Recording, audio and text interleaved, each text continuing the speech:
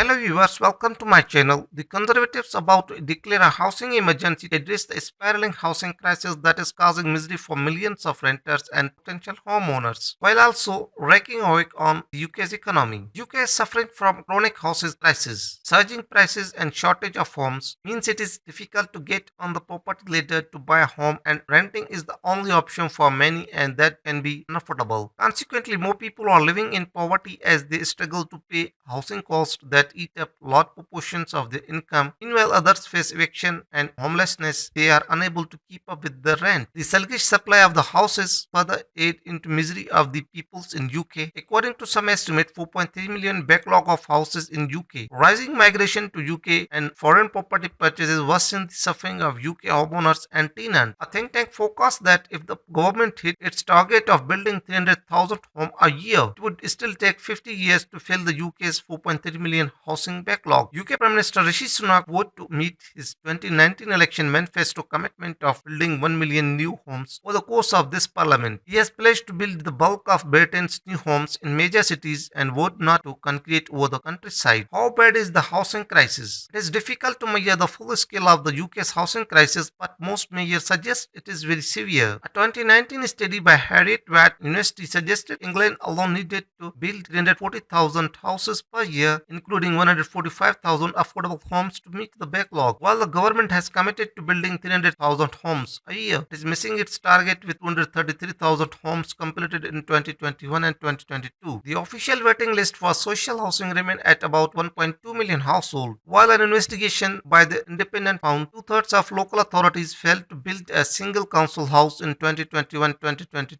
The shortfalls means tenants are often too forced into substandard housing, while increases in private rents have accelerated since the COVID pandemic. According to the estate agent Hamptons, private rent for new tenancies rose by 11.1% in the last financial year, while rents in desirable areas rose even faster. In London, rents rose by almost 17.2% and averaged £2,200 per month. Britain has a severe housing crisis, especially in most prosperous places in the greater southeast. Across England, the average house costs more than 10 times the average salary. Vacancy rates are below 1%, and space per person for private renters have dropped substantially in recent decades. What is the government proposing? The government's latest announcements on the housing crisis contains a number of proposals designed to boost the number of new homes. One is for a review of permitted development right to allow shops and takeaways to be converted into homes without the need for planning permission. The other main point of the announcement is a focus on brownfield site and urban areas rather than concreting over the countryside, with a new urban quarter in Cambridge. Other proposals announced by Housing Secretary Michael Gove included a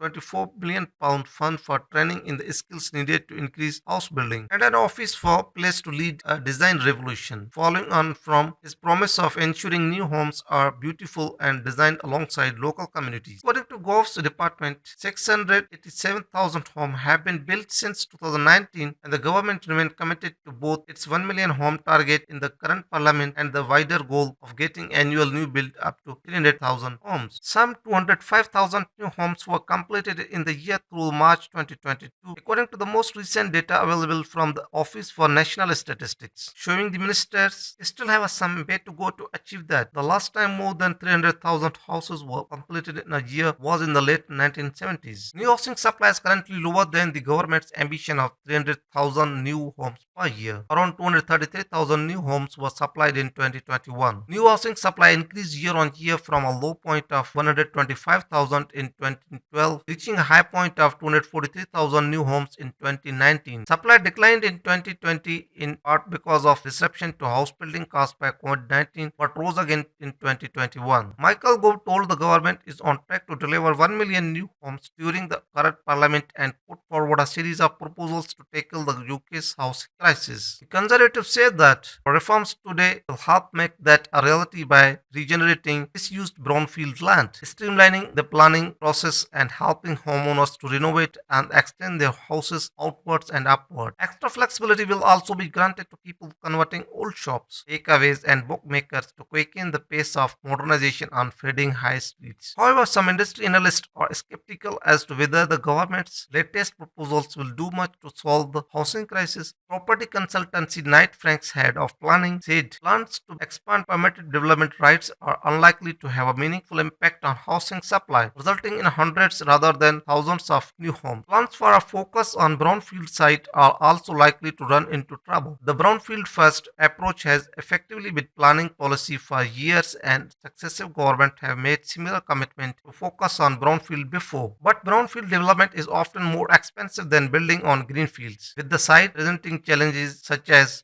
contamination and proposal often meet local oppositions anyway. But others are more optimistic. Victoria Hills, chief executive of the Royal Town Planning Institute, said the plans would make a significant contribution to alleviating the pressure placed on England's planning services. The UK's housing industry needs to be a complete overhaul. First of all, structural issues need to be addressed like mounting construction costs, numerous taxations, dearth of investment, and complex rules. Besides, government should prioritize and concessional loans for home buyers. Moreover, the government introduced modern and cost-effective housing model. Thank you so much for watching. Please like and subscribe my channel.